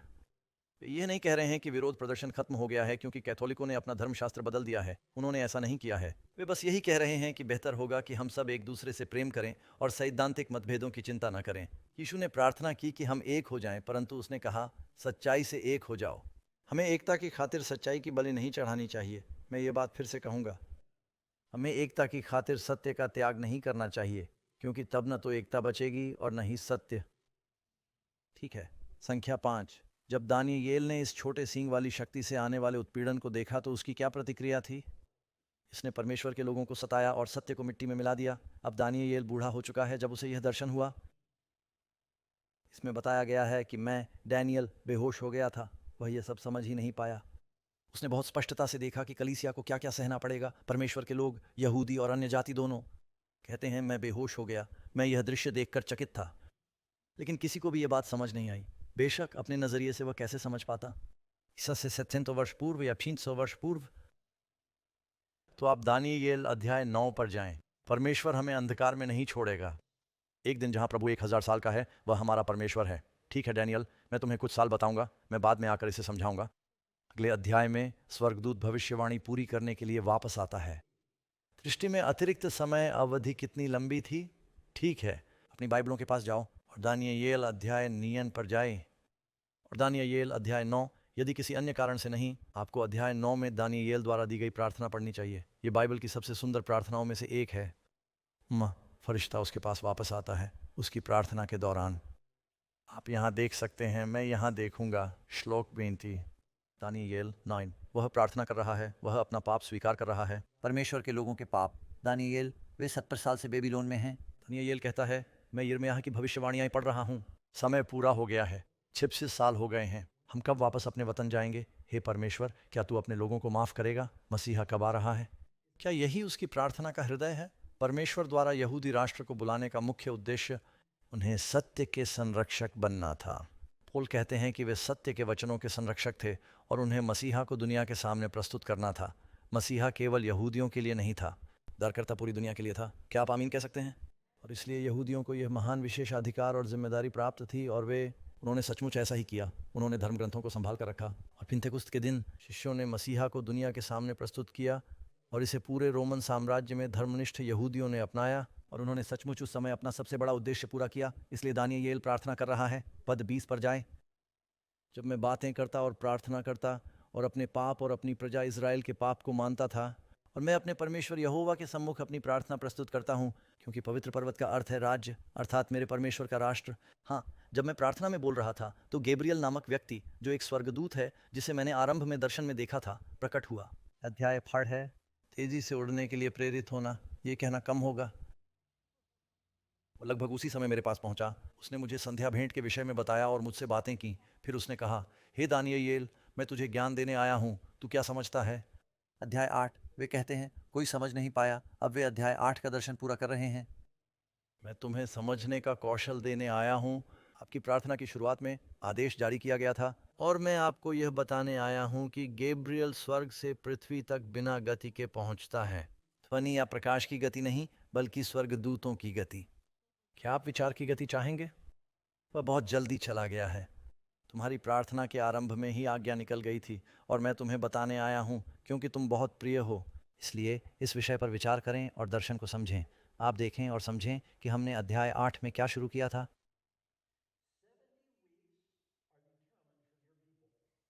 अब एक सप्ताह में कितने दिन होते हैं? 7। क्या मैं बहुत तेज चल रहा हूँ? ठीक है, मैं बस ये सुनिश्चित करना चाहता हूँ। ठीक है, 3 गुना 7 क्या है? पर्सिनिन फोरस एंड सरदिन। लेकिन भविष्यवाणी में एक दिन क्या है? तो संख्या दिवस। 5 हफ्ते निर्धारित हैं। निर्धारित शब्द का मतलब है कट जाना। मैं आपके लोगों को मसीहा का परिचय देने के अपने उद्देश्य को पूरा करने के लिए 70 सप्ताह का समय दे रहा हूँ और पवित्र नगर यरूशलेम के लिए अपराध का अंत और पापों का अंत किया जाए। अधर्म का प्रायश्चित करने के लिए यहाँ कई चीज़ें हो रही हैं। अनंत धार्मिकता लाने के लिए यही मसीहा है। इस विजन को सील करने के लिए, 70 सप्ताह के इस विजन को पूरा करने के लिए, और परम पवित्र का अभिषेक करना। इसका अर्थ है अभिषिक्त का अभिषेक करना। मसीहा। इसलिए जान लो और समझ लो कि आज्ञा के जारी होने से लेकर और यरूशलेम का निर्माण करें, यह आपका प्रारंभिक बिंदु है। राजकुमार मसीहा के अधीन यरूशलेम को पुनर्स्थापित करने और बनाने की आज्ञा के आगे बढ़ने से इसमें 7 सप्ताह और बरसीट सप्ताह होंगे। त्रिशुद्धि का योग क्या है? खैर, 100 नंबर तक पहुंचने के लिए आपको 1 सप्ताह की आवश्यकता होगी। हम उस तक पहुंचेंगे। सड़क फिर से बनाई जाएगी और दीवार भी। मुसीबतें हमेशा के लिए खत्म हो गईं। ये किताब बताती है कि जब एजरा और नहेमायाह इज़राइल वापस लौटते हैं तो उनके साथ क्या होता है। वे शहर का पुनर्निर्माण करते हैं और दीवारों और सड़कों को अपने दुश्मनों से भारी उत्पीड़न और प्रतिरोध के साथ। और बिदासिर सप्ताह के बाद मसीहा को काट दिया जाएगा, लेकिन उसके अपने लिए नहीं। मसीहा कौन है? क्या वह अपने लिए या हमारे लिए अलग हुआ था? वह हमारे अधर्म के कारण घायल हुआ और हमारी शांति के लिए उस पर ताड़ना पड़ी। और राजकुमार के लोग जो आएंगे, रोमन शक्ति की बात करते हुए, यह एक छोटा सा पी है, नगर और पवित्र स्थान को नष्ट कर देंगे और अंत में बाढ़ आएगी, अर्थात एक सेना बाढ़ की तरह आएगी। युद्ध के अंत तक विनाश निश्चित है। अब वापस मसीहा की ओर चलते हैं, जो विषय है, और वह 1 सप्ताह के लिए बहुतों के साथ वाचा बांधेगा। कुछ लोग सोचते हैं कि वह मसीह विरोधी के बारे में बात कर रहा है। यह दर्शन का विषय नहीं है और बाइबल में कहीं भी ऐसा नहीं है कि मसीह विरोधी किसी के साथ वाचा बांधता हो। मसीहा 1 हफ्ते के लिए बहुतों के साथ वाचा पक्की करेगा, मैं उस पर बात करूंगा। लेकिन सप्ताह के मध्य में 7 का आधा क्या होगा? 3.5। जब यीशु का बपतिस्मा हुआ तब उसकी उम्र कितनी थी? जब उनकी उम्र 30 साल होने लगी तो उन्होंने कहा, पुजारी बनने के लिए आपको ऐसा ही होना चाहिए। यह दिलचस्प है। यूसुफ मिस्र से बाहर चला गया, वह 30 वर्ष का था। दाऊद ने राज्य करना आरंभ किया, वह 30 वर्ष का था। यीशु, यूसुफ और दाऊद उसके प्रतीक हैं। उसकी उम्र 30 साल थी। उसने कितने समय तक सेवा की? 3.5 वर्ष तक। सप्ताह के मध्य में वह बलि और हविष्य चढ़ाना बंद कर देगा। यीशु क्रूस पर मरता है और जब वह मरता है तो मंदिर में क्या होता है? पर्दा फट गया है। क्या यीशु बलिदान की व्यवस्था का उद्देश्य पूरा करता है? क्या हमें अभी भी मेमनों की बलि देने की आवश्यकता है या वह नंबर 8 है? सप्ताह के मध्य में वह बलिदान को रोक देगा। और घृणित चीजों के पंख पर मुझे यहाँ देखने दो। मैं वापस आना चाहता हूँ। ठीक है, हाँ। और घृणित वस्तुओं के पंखों पर वह होगा जो उजाड़ता है, यहाँ तक कि जो अंत निश्चित है वह उजाड़ पर डाला जाता है। यहाँ उजाड़ने वाली घृणित वस्तु के विषय में बोलते हुए यीशु कहते हैं हमें यह समझने की ज़रूरत है कि भविष्यवक्ता दानियेल के अनुसार मत्ती 22 में वह हमें बताता है कि वह क्या कहता है। ठीक है, अगले अध्याय में देवदूत लौटता है। मैंने इसकी समीक्षा की। अब हम अगले अध्याय में इसकी समीक्षा करेंगे। स्वर्गदूत भविष्यवाणी पूरी करने के लिए वापस आता है। अतिरिक्त समय अवधि कितनी लंबी थी? वह स्वर्गदूत गैब्रियल ने मुझे सूचित किया और मुझसे बात की, डैनियल, मैं तुम्हें कौशल और समझ देने के लिए आया हूँ। तुम्हारी प्रार्थनाओं के आरंभ में प्रार्थना की गई और उसे आने का आदेश दिया गया। आप बहुत प्रिय हैं, दर्शन पर विचार करें। समय अवधि क्या है? ये रहा। ये क्या है? तेरे लोगों के लिए 70 सप्ताह ठहराए गए हैं। दानियेल के लोग कौन थे? यहूदी राष्ट्र, पवित्र नगर। आपके पवित्र नगर के लिए दानियेल ने किस नगर की ओर प्रार्थना की? यरूशलेम। अपराध को समाप्त करने, पाप का अंत करने, अधर्म के बदले में प्रायश्चित करने, अनंत धार्मिकता लाने के लिए, दर्शन और भविष्यवाणी को मुहरबंद करने और परम पवित्र का अभिषेक करने के लिए। इस 490 वर्ष की अवधि में घटित होने वाली सभी चीज़ों पर ध्यान दें। और यह भी कहा गया है कि दीवार में सड़क का निर्माण समय के साथ फिर से मुसीबत में पड़ जाएगा। यहाँ प्रारंभिक बिंदु है। इसलिए यह जान लो और समझ लो कि यरूशलेम को फिर बसाने और उसके निर्माण की आज्ञा मसीह के लिए दी गई है। आज सप्ताह हो जाएगा कि समय है जब वे सड़क के रूप में मुसीबत में सड़कों में दीवार का निर्माण किया, और 67वें सप्ताह बाद संकट के समय में इसे पुनः बनाया जाएगा। और 65 सप्ताह के बाद आपके पास 7 सप्ताह और 65 सप्ताह होंगे, यानी 69 सप्ताह। मसीहा को काट दिया गया, यीशु को उसके बाद काट दिया गया, परंतु वह अपने लिए नहीं बल्कि हमारे लिए काट दिया गया। और घृणित वस्तुओं के पंखों पर मैं वह हूँ जो उजाड़ता हूँ। प्रभु मसीह, ये वास्तव में उन पत्थरों की तस्वीरें हैं जिन्हें मंदिर के विनाश के बाद यरूशलेम में अभी तक नहीं हटाया गया है। और यीशु ने कहा था कि एक भी पत्थर दूसरे पर नहीं रहेगा। विलाप करती दीवार के नीचे आज भी वे बड़े बड़े पत्थर मौजूद हैं, जब तक कि परिणति निर्धारित न हो जाए जो उजाड़ पर डाली जाती है। वह 1 सप्ताह तक बहुतों के साथ वाचा को दृढ़ करेगा, परंतु सप्ताह के मध्य में वह बलिदान और भेंट का अंत कर देगा। ठीक है, तो आपके पास एक हफ्ते में 7 दिन 7 हफ्ते यानी 489 साल होते हैं। ठीक है, स्वर्गदूत गैब्रियल बताते हैं कि परमेश्वर चुने हुए राष्ट्र को अतिरिक्त 490 वर्ष देगा। बेबीलोन की बंधुआई से वापस वादा किए गए देश में लौटेंगे। उनके पास तब 490 साल थे अपना उद्देश्य पूरा करने के लिए। इस विजन को पूरा करने के लिए आपके शहर को 70 हफ्ते दिए गए हैं। मैं आगे बढ़ रहा हूं क्योंकि मुझे बहुत कुछ करना है। इस 2 साल की भविष्यवाणी के लिए परमेश्वर ने क्या शुरुआती बिंदु दिया? रुकिए पादरी डॉग, हम अभी 190 साल की भविष्यवाणी के बारे में बात कर रहे थे। लेकिन अध्याय 8 में यह 300 दिन है। दोनों भविष्यवाणियों के लिए केवल एक ही प्रारंभिक बिंदु दिया गया है। यह वही प्रारंभिक बिंदु है। दानियेल 8 और दानियेल 9 में एकमात्र प्रारंभिक बिंदु क्या दिया गया है? इसलिए यह जान लो और समझ लो कि आज्ञा के निकलने से लेकर यरूशलेम को फिर बनाने और बनाने तक वह राजकुमार मसीह तक आएगा।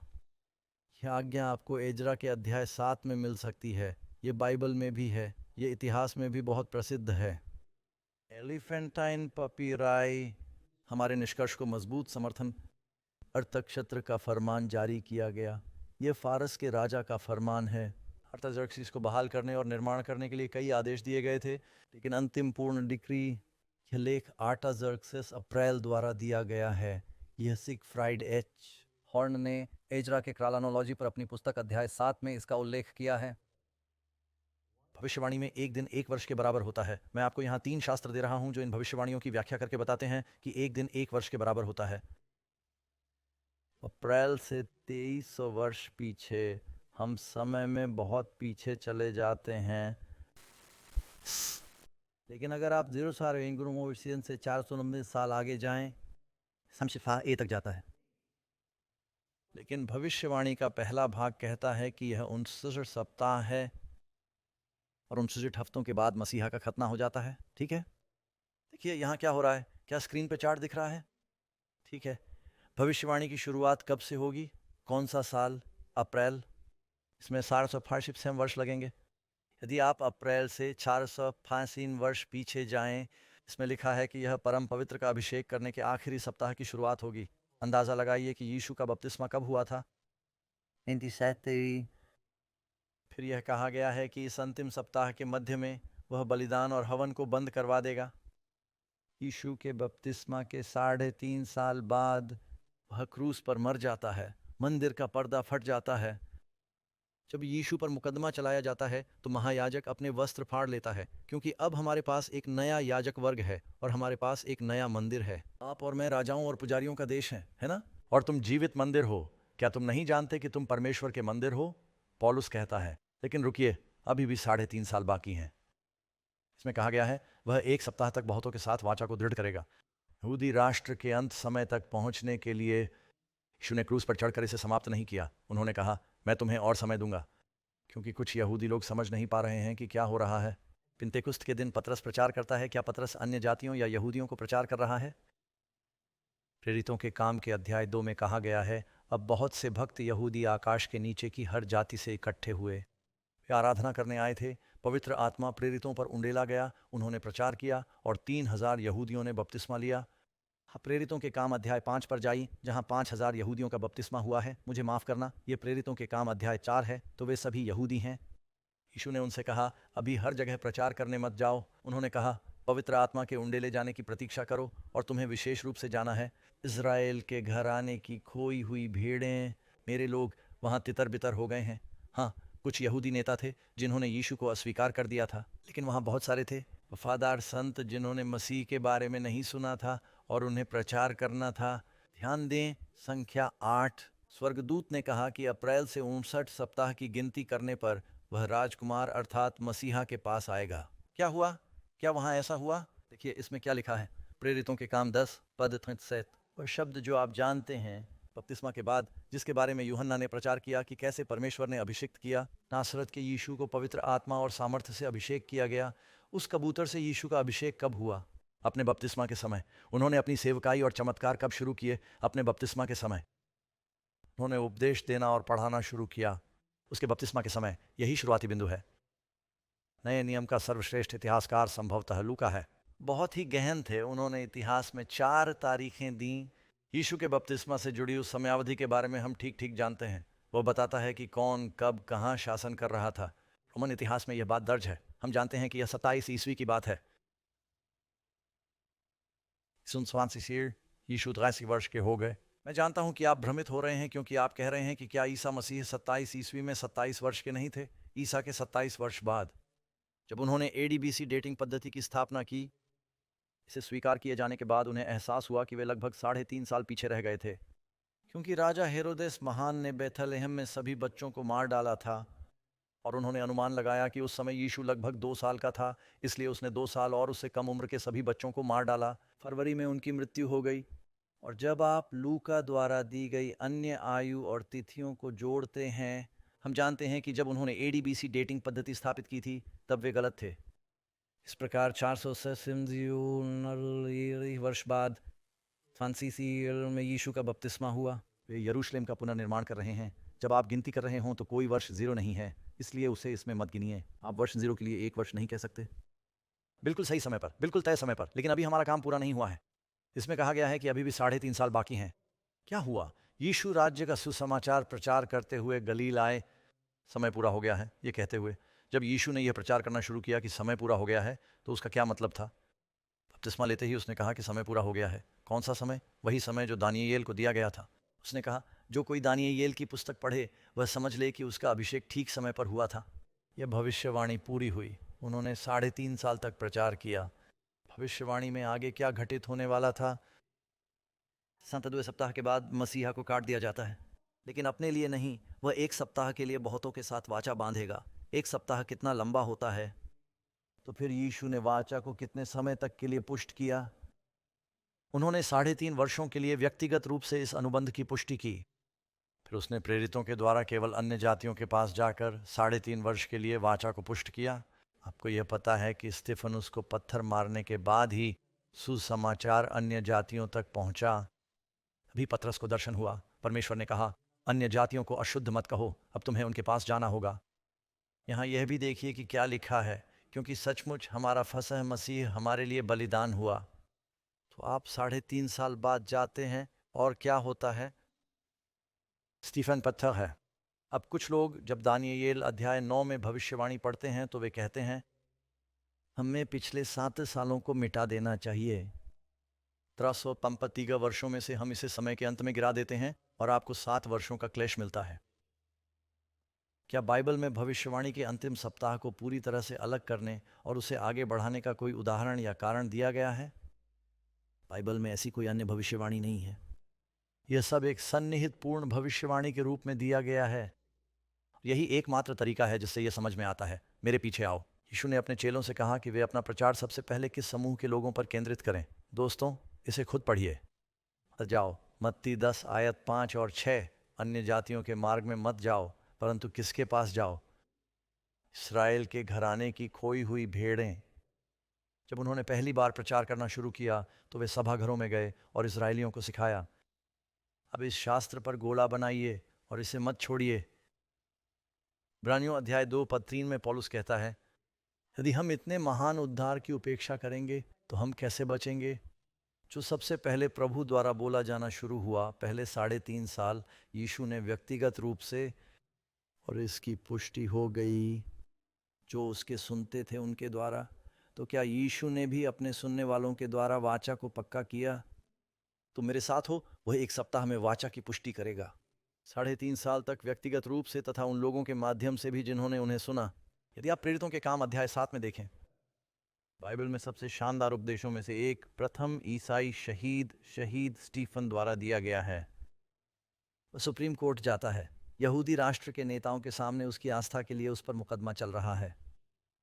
वह उन्हें उस मार्ग से ले जाता है जिस पर परमेश्वर ने अपने लोगों का नेतृत्व किया। और यह अद्भुत है शक्ति। और जब वह अंततः उस बिंदु पर पहुंचता है जहां वह यीशु का परिचय करा रहा है, बाइबल कहती है उन्होंने अपने कान बंद कर लिए और दांत पीसना शुरू कर दिया। इसका मतलब ये नहीं कि उन्होंने जाकर उसे काट लिया। क्या कभी किसी को गुस्सा आया और उसने दांत पीस ली? वे चले गए और अब हम सुनना नहीं चाहते। जानते हो क्यों? क्योंकि वह कह रहा है तुम्हारा मसीहा अंततः आया और उसने उसे क्रूस पर चढ़ा दिया, और उस खून का दोष उनके हाथों पर है। और उन्होंने क्या किया? वे यीशु की तरह स्तिफनुस को भी रोमियों के पास नहीं ले गए। वे उसे नगर से बाहर ले गए और उसे पत्थर मार मार कर मार डाला। यह एक कंगारू अदालत थी। क्या यीशु को फांसी दिए जाने से पहले बाहर निकाला गया था? उन्होंने कहा कि उन्होंने अपने कपड़े शाऊल के चरणों में रख दिए। क्या यीशु को मृत्युदंड दिए जाने से पहले उसके कपड़े उतार लिए गए थे? तब स्तिफनुस ने स्वर्ग की ओर देखकर कहा, देखो, मैं यीशु को सर्वशक्तिमान के दाहिने हाथ खड़ा हुआ देखता हूं। क्या यीशु ने कहा, हे पिता, मैं अपनी आत्मा तेरे हाथों में सौंपता हूं? फिर यीशु ने कहा, हे पिता, इन्हें क्षमा कर, ये नहीं जानते कि ये कर रहे हैं। 3.5 साल बाद स्तिफनुस ने क्या कहा? हे पिता, इस पाप का दोष उन पर मत डालो। स्तिफनुस भी यीशु के इसी अनुभव को दोहराता है। 3.5 साल बाद उन्हीं लोगों द्वारा इसकी निंदा की गई। उस समय यरूशलेम में बड़ा उत्पीड़न शुरू हो गया और अब सुसमाचार अन्य जातियों तक पहुंच रहा है। क्या आप समझ रहे हैं दोस्तों? ये 429 वर्षों का अंत है। आप जानते हैं कि जब यीशु ने अपना मंत्रालय शुरू किया तो उन्होंने मंदिर के बारे में बोलते हुए कहा, इन चीज़ों को यहाँ से ले जाओ। मेरे पिता का घर सब जातियों के लिए प्रार्थना का घर होना चाहिए। तुमने उसे चोरों का अड्डा बना दिया है। जब वह चला गया और उन्होंने उसकी शिक्षा को अस्वीकार कर दिया तो उसने कहा, तुम्हारा घर उजाड़ रह गया है। कुछ तो हुआ, ठीक है। अब हम पत्थरीलेपन के पहले 490 साल से गुजर चुके हैं स्टीफन। उस समय तक यहूदी राष्ट्र ने मसीहा को दुनिया के सामने पेश करने का अपना काम पूरा कर लिया था। क्या अब भी परमेश्वर के पास यहूदी राष्ट्र के लिए कोई विशेष कार्य है?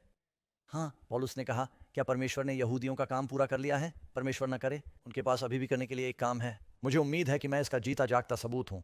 मेरी माँ यहूदी हैं, इसलिए परमेश्वर अभी भी यहूदी लोगों के माध्यम से काम कर रहा है और मुझे लगता है कि यहूदी लोगों के बीच एक महान पुनरुत्थान होने वाला है। लेकिन क्या परमेश्वर पूर्वाग्रह से ग्रस्त है?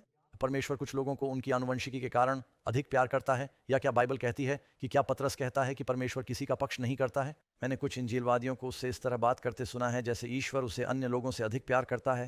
लोग परमेश्वर सभी से प्रेम करता है मित्रों, आमीन। लेकिन उन्होंने यहूदी लोगों के साथ एक अनुबंध किया है और मुझे लगता है कि वह एक विशेष तरीके से काम करेंगे, लेकिन वह हर किसी से प्यार करते हैं। संख्या 11, अब परमेश्वर का चुना हुआ राष्ट्र कौन है? निम्नलिखित कृत्यों के अनुसार मुझे खेद है। 34 का अनुसरण करते हुए परमेश्वर का राज्य, ये यीशु के शब्द हैं मित्रों, इसलिए इसे पादरी डॉग के साथ मत उठाइए। परमेश्वर का राज्य तुमसे ले लिया जाएगा और उस जाति को दे दिया जाएगा जो उसके फल उत्पन्न करेगी। का आध्यात्मिक राष्ट्र है। रोमियो पौलुस ने कहा, वह यहूदी नहीं जो बाहर से एक है। अब आप बाहरी और आंतरिक रूप से यहूदी हो सकते हैं, लेकिन सबसे महत्वपूर्ण बात यह है कि आपको आंतरिक रूप से यहूदी होना चाहिए। आमीन। बाइबल कहती है कि यह हृदय का खतना है। यूहन्ना बपतिस्मा देने वाले ने कहा, अपने मन में यह ना कहो कि हम अब्राहम की संतान हैं, इसलिए हम बच जाएंगे। परमेश्वर इन पत्थरों से अब्राहम के लिए संतान उत्पन्न करने में सक्षम है। और इसलिए सबसे ज़रूरी बात यह है कि क्या आप अब्राहम के वंशज हैं? क्या आप में अब्राहम जैसा विश्वास है? यीशु ने कहा, अब्राहम मेरा दिन देखने के लिए तरस रहा था और उसने उसे देखा। अब्राहम मसीह की प्रतीक्षा में विश्वास के कारण बचा था। क्या हम विश्वास के द्वारा बचाए जाते हैं? मसीह में दानियेल के अनुसार यह प्रश्न 15 है, जो स्वर्गदूत दानियेल से बात कर रहा था। उसके अनुसार कौन सी अंतिम घटना थियाइंसो के अंत की शुरुआत करेगी? उन्होंने थियाइंसो के लिए कहा, कुछ दिन बाद पवित्र स्थान शुद्ध हो जाएगा।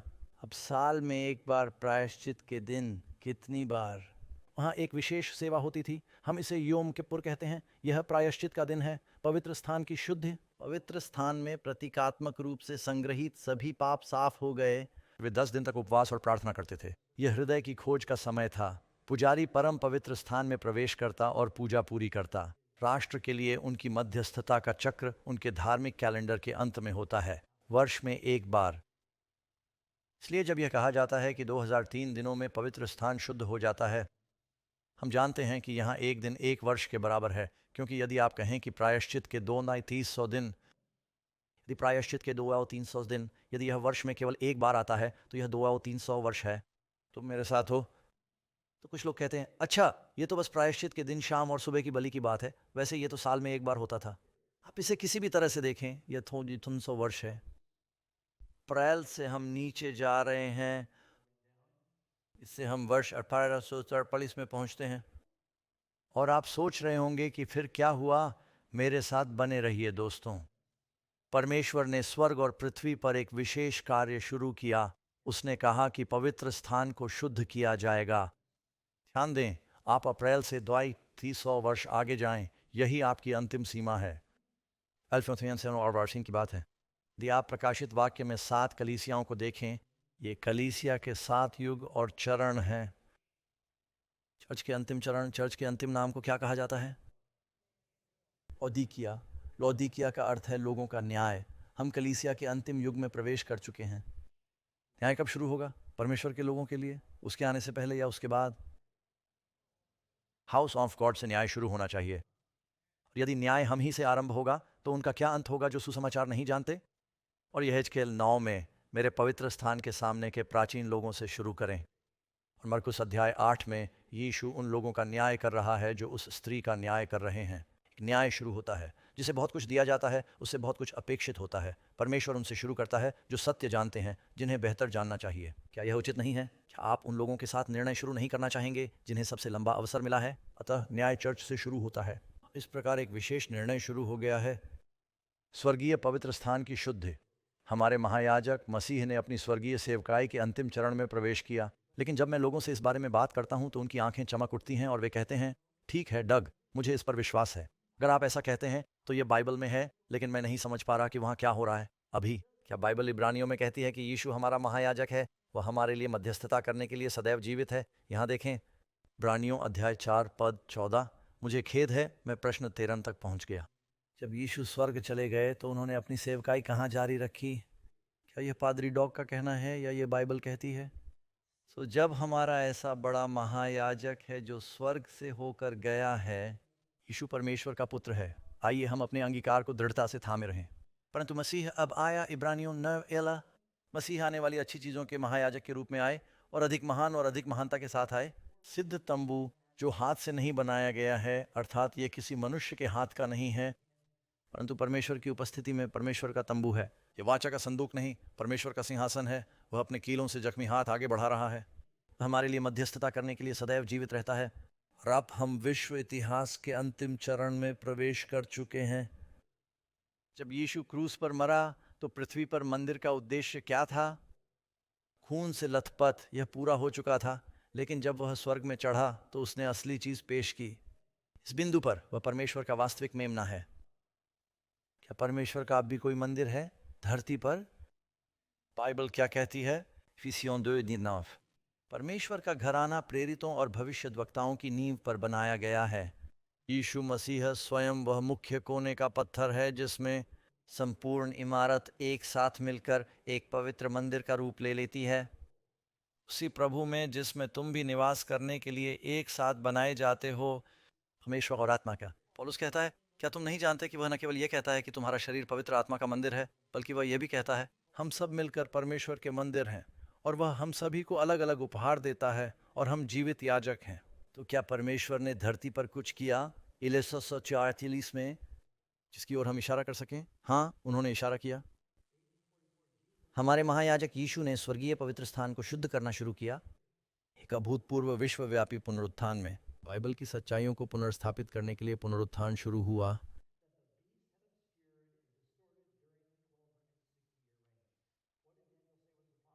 सच्चाई को जमीन पर पटक दिया गया।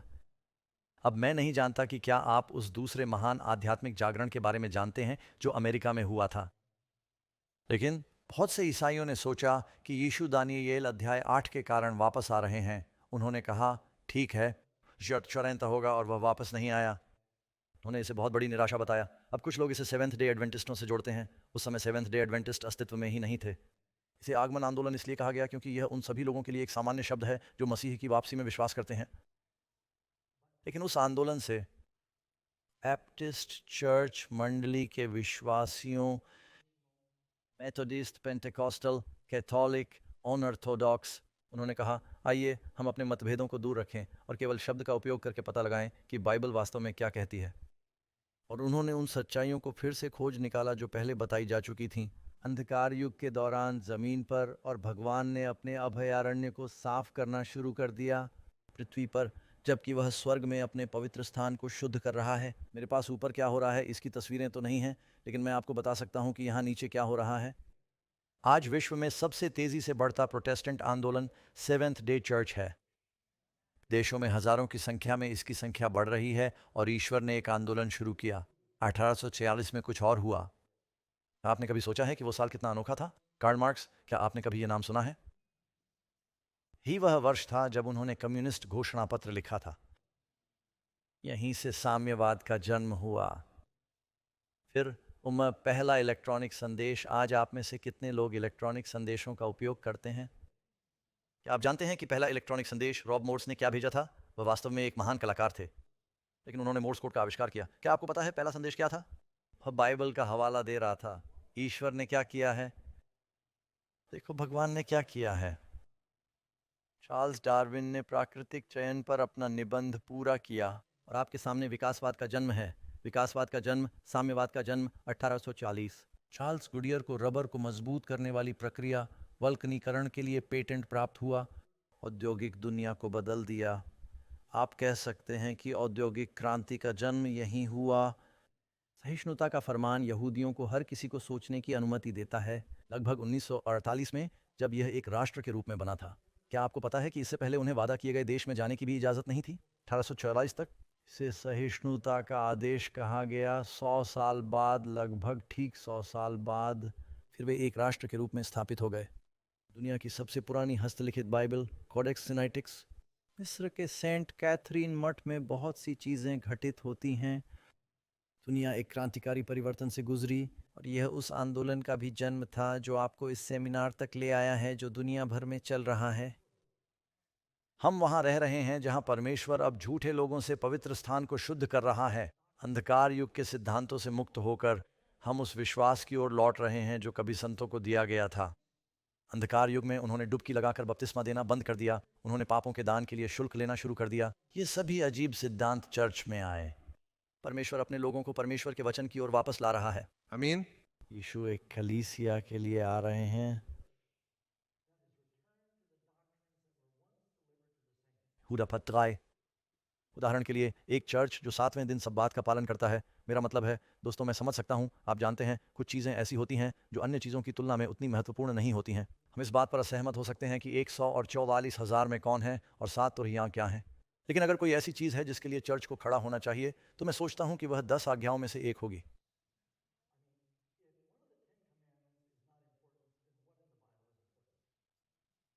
मेरा मतलब है परमेश्वर द्वारा बोले गए शब्द उसकी उंगली से लिखे गए, उसके लोगों को दिए गए, और यह सिर्फ आज्ञाओं में से एक नहीं है। कुछ चर्च ऐसे हैं जो आज्ञा संख्या 2 को भूल रहे हैं। कुछ कलीसियाएं आज्ञा 7 को भूल रही हैं।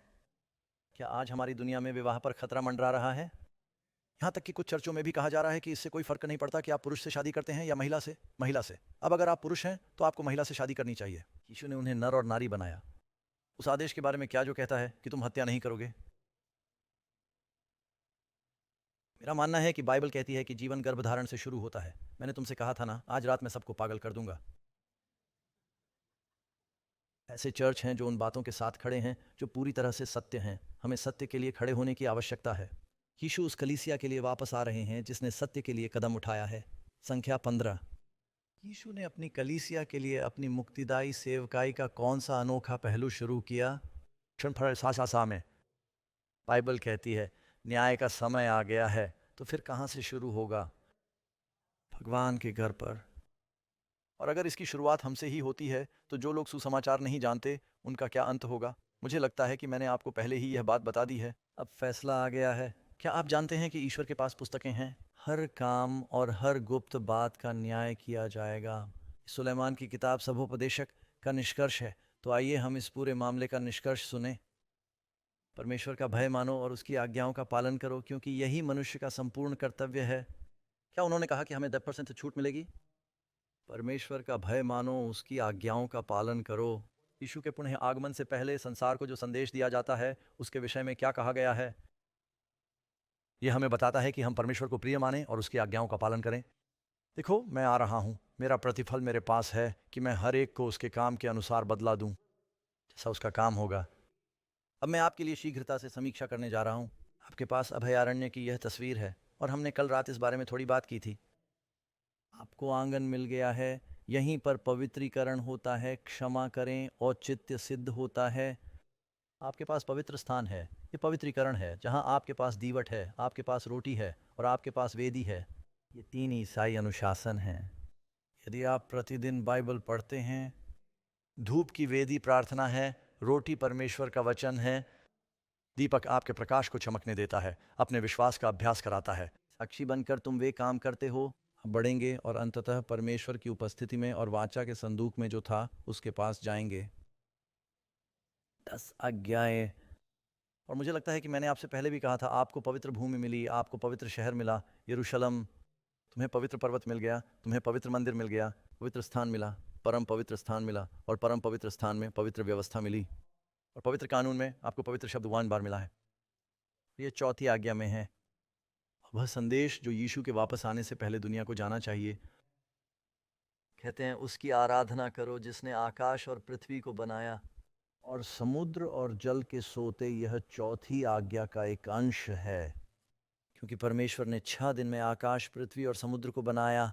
परमेश्वर अपने लोगों को अंतिम दिनों में सृष्टिकर्ता की आराधना करने के लिए बुला रहा है। 1846 में उन्होंने कहना शुरू किया कि हम विकसित हुए हैं, साम्यवाद पढ़ाना शुरू किया। क्या आपको पता है कि बाइबल से ही आपको यह विचार मिलता है कि आपके पास संपत्ति है? 10 आज्ञाओं में कहा गया है कि तुम्हें चोरी नहीं करनी है। सरकार की संपत्ति पर कोई मालिकाना हक नहीं है। बाइबल में 10 आज्ञाओं में लिखा है तुम्हारा पति है और तुम्हारी पत्नी है।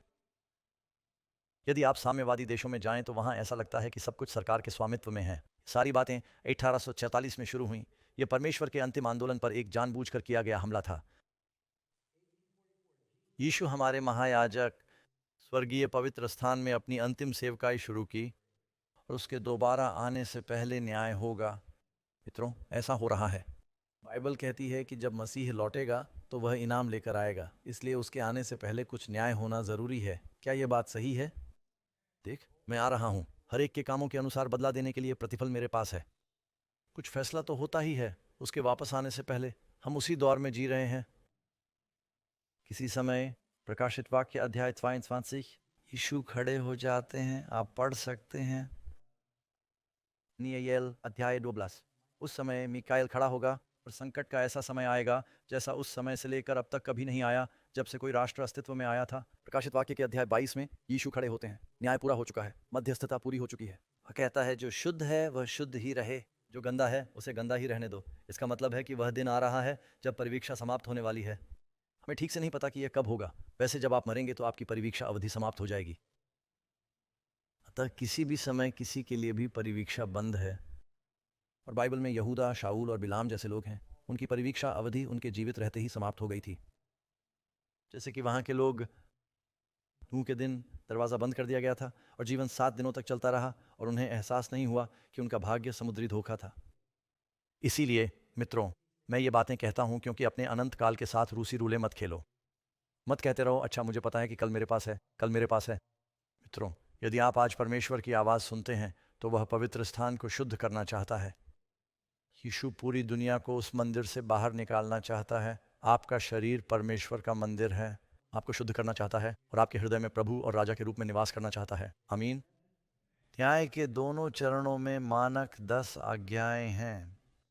आप इसे प्रकाशित वाक्य 32 में पढ़ सकते हैं, जिसमें कहा गया है हर एक मनुष्य का न्याय उसके काम के अनुसार किया जाता है। आप इसे याकूब की पुस्तक में पढ़ सकते हैं, आप इसे सभोपदेशक में पढ़ सकते हैं। इसराइल के लोग प्रतिज्ञा किए गए देश में प्रवेश करने से पहले वे सभी वाचा के संदूक के साथ आगे बढ़े। और हम सबका न्याय इसी के आधार पर होगा। अगर हमारे पाप मेमने के लहू के नीचे नहीं है तो हम बड़ी मुसीबत में हैं दोस्तों। सबूत मौजूद है। दोनों चरण स्वर्गीय पुस्तकों से आते हैं जिनमें व्यक्ति के जीवन का सारा विवरण समाहित होता है। ईश्वर से डरना, प्रकाशित वाक्य अध्याय 14। परमेश्वर से डरो और उसकी महिमा करो क्योंकि उसके न्याय करने का समय आएगा। आ गया है। आ गया है। हम जी रहे हैं। लौदीकिया शब्द का अर्थ है लोगों का न्याय करना। हम उस समय में रह रहे हैं मित्रों। अब मुझे पता है कि पृथ्वी पर क्या हो रहा है। मैं जानता हूं और विश्वास करता हूं कि स्वर्ग में क्या हो रहा है। और मित्रों, हम बाइबल की अंतिम भविष्यवाणियों के अंतिम अध्यायों में हैं और हमें तैयार होना है, तैयार होना है, तैयार होना है। आमीन। अंतिम घटनाएं तीव्र गति की होंगी। आप में से कितने लोग कहना चाहते हैं हे प्रभु आप मेरे जीवन के स्वामी बन सकते हैं, मेरे पवित्र स्थान को शुद्ध करें और मैं आपके लोगों का हिस्सा बनना चाहता हूं। स्वर्ग में पिता, मैं प्रार्थना करता हूं कि आप यहाँ सुनने वाले प्रत्येक व्यक्ति को आशीर्वाद देंगे ताकि ये बातें समझ में आ जाएं और आत्मा की शक्ति इसे घर ले आएगी और हम आपको अपना दिल और अपना जीवन देने का चुनाव करेंगे। हम आपके पुत्र के नाम पर उसके लहू के माध्यम से आमीन मांगते हैं। ईश्वर आपका भला करे। मित्रों, हमारा अगला अध्ययन कब है?